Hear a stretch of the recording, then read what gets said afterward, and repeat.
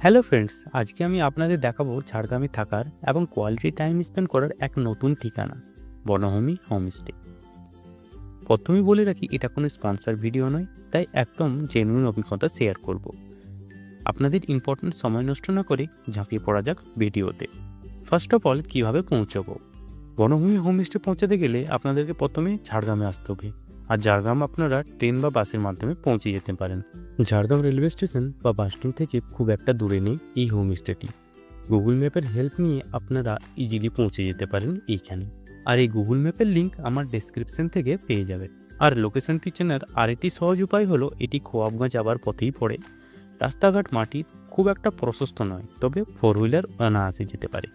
এবার আসি পার্কিংয়ের জন্য। হোমস্টেতে স্টে করার জন্য বুকিং থাকলে ভেতরেও গাড়ি পার্ক করতে পারেন। তাছাড়া গেটের বাইরে পার্কিংয়ের জন্য অনেকটা জায়গা রয়েছে। যারা এখানে বেড়াতে আসবেন তারা কিন্তু এই বাইরেও গাড়ি পার্কিং করতে পারেন। এবার আসি এন্ট্রি ফিতে। রিসেন্টলি নভেম্বর মাস থেকে হোমস্টের মধ্যে ঘুরতে গেলে 20 টাকা এন্ট্রি ফি দিয়ে প্রবেশ করতে হয়, তবে যাদের বুকিং থাকে তাদের জন্য লাগে না। এবারে আসি হোমস্টের ভেতরে কী কী দেখার জিনিস রয়েছে বা অ্যাট্রাকশনের জিনিস রয়েছে। হোমস্টেতে প্রবেশ করেই প্রথমে দেখতে পাবেন একটি লাভ সাইনের ওয়েলকাম ফ্রেম, যা অন্ধকারে দেখতে আরও সুন্দর লাগে। মুরাম রাস্তার দুপাশে পাইপের বেড়া আর মাঝে মধ্যে কিছু আলোকসজ্জা। দুপাশে ফুল গাছ লাগানোর কাজ চলছে, যেগুলি বড় হলে জায়গাটির সৌন্দর্য আরও বেড়ে যাবে। গ্রাম বাংলার পরিবেশের ধাঁচে বানানো রয়েছে কিছু ছাউনি, যেখানে বসে আপনারা উপভোগ করতে পারেন এখানের খাবার। তাছাড়া বার্থডে অ্যানিভার্সারির মতন বিভিন্ন অনুষ্ঠান সেলিব্রেশনও করতে পারেন। তবে এখানে সেলিব্রেশন করতে গেলে আগের থেকে কিন্তু ফোনে বুকিং করে নেবেন। আজকেও দেখছি এখানে কারা যেন বার্থডে সেলিব্রেশন করে গেছে। ছাউনিগুলির মধ্যে একটি ছাউনি বানানো হয়েছে জলের উপর, যার উপর থেকে দেখা যায় সবুজ ধানক্ষেত ও ফেমাস কেচন্দা বাঁধ। সত্যি এই ভিউটা অসাধারণ। হোমস্টেটির মাঝে অনেক ঝোলার জায়গা রয়েছে, যেখানে বাচ্চা বড় সবাই ঝুলতে পারে। ঝুলাগুলোর বিশেষ আকর্ষণ হলো দড়ির খাটের তৈরি ঝুলা।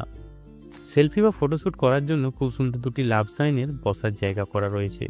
অন্ধকার বা কৃত্রিম আলোতে যার সৌন্দর্য আরও সুন্দর হয়ে ওঠে। তাছাড়া ফটো তোলার জন্য রয়েছে বাটারফ্লাই উইংসও। হোমস্টের বাম দিকে উঁচু জায়গার মধ্যে কিছু প্ল্যাটফর্ম বানানো রয়েছে। ফিউচারে মনে হয় এখানে টেন্ট হাউসের পরিকল্পনা রয়েছে, তবে সে ব্যবস্থা হলে কিন্তু হোমস্টের ডিমান্ড অনেক বেড়ে যাবে। নেক্সট আসছি এখানকার থাকার জায়গা বা রুমগুলি কেমন এবং তার প্রাইস কী রয়েছে। এখানে 2 ধরনের রুম রয়েছে, ডাবল বেডরুম এবং ট্রিপল বেডরুম। প্রথমে আপনাদেরকে দেখাবো ডাবল বেডরুমটি কেমন। এই হচ্ছে ডাবল বেড কটেজগুলোর বাইরের ভিউ বা আউটার ভিউ। খুব সুন্দর ছবি আঁকা রয়েছে এবং কটেজগুলোর নাম দেওয়া হয়েছে বিভিন্ন গাছের নাম অনুসারে। রুমের ভেতরে ঢুকে দেখতে পাবেন একটি ফিক্সড ডাবল বেড। দেওয়ালে টাঙানো রয়েছে টিভি ও ফ্যান। অন্য পাশের দেওয়ালে রয়েছে এসি, আর রুমের মধ্যে রয়েছে একটি ছোট্ট কাপবোর্ড। রুমের ওয়াশরুমে রয়েছে ওয়েস্টার্ন প্যাটার্নের একটি টয়লেট, বেসিন ও আয়না। এবার যাওয়া যাক ট্রিপল বেডরুম কটেজগুলোর দিকে। ট্রিপল বেডরুমের বাইরেটা এই ধরনের দেখতে। এবার চলুন দেখা যাক ভেতরটা। রুমের ভেতরে রয়েছে একটি ডাবল বেড ও একটি সিঙ্গেল বেড। এন্টারটেনমেন্টের জন্য রয়েছে টিভি, আর অ্যাজ লাইক আগের রুমটার মতো রয়েছে একটি কাপবোর্ড। প্রতিটা রুমে কিন্তু এয়ার কন্ডিশনের সুব্যবস্থা রয়েছে। এই রুমের টয়লেটটা তুলনামূলকভাবে একটু বড়। এই টয়লেটের মধ্যে রয়েছে সেম ওয়েস্টার্ন প্যাটার্নের টয়লেট। হাত ধোয়ার জন্য রয়েছে একটি ওয়াশ বেসিন, আর সাথে রয়েছে একটি আয়না। এবার চলে আসি প্রাইসের ব্যাপারে।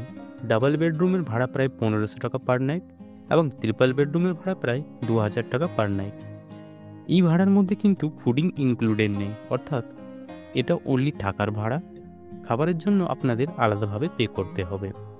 তবে সিজন অনুযায়ী এই রেট কিন্তু ভেরি করতে থাকে।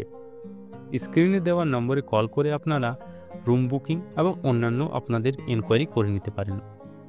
এবার চলুন আপনাদের জানাই এখানের খাবার কেমন ছিল। আমরা এখানে লাঞ্চ বা ডিনার টেস্ট করিনি, তবে বিকেলে স্ন্যাক্স হিসেবে চিকেন পকোড়া আর চা খেয়েছিলাম। তবে স্ন্যাক্সের টেস্ট থেকে বুঝেছিলাম এদের লাঞ্চ বা ডিনারের টেস্ট ভালোই হবে। এখানে খাবারের জন্য আগের থেকে বুক করে আসতে হবে, আর আগের দেওয়া ফোন নম্বরে ফোন করে সেই বুকিং আপনারা করে নিতে পারেন। এবার আসি কোন সময়ের ভিউ রিসোর্টটাতে বেশি ভালো লাগে।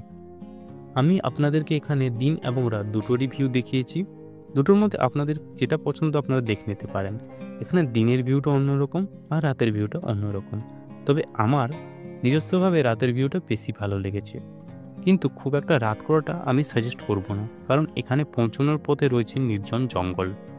আরে হ্যাঁ, আরেকটা অ্যাট্রাকশন তো মিস করে যাচ্ছিলাম, হোমস্টে যাবার পথে সুন্দর রাস্তাটা, লাল রাস্তা আর দুপাশে সোনাঝুরি গাছের বন, সত্যি জায়গাটির নাম বনভূমি করা সার্থক করেছে। এই রাস্তা রিলস বানানো বা ফটোশ্যুটের জন্য একটি আদর্শ জায়গা। তো আজকের মতো এইটুকুই। আবার আপনাদের সঙ্গে দেখা হবে নতুন কোনো ভিডিও নিয়ে। তবে সেই সব ভিডিও নোটিফিকেশন পেতে চ্যানেলটি কিন্তু সাবস্ক্রাইব করে দেবেন। আর আমার ভিডিওটি যদি ভালো লেগে থাকে তাহলে একটা লাইক দিতে ভুলবেন না। ধন্যবাদ।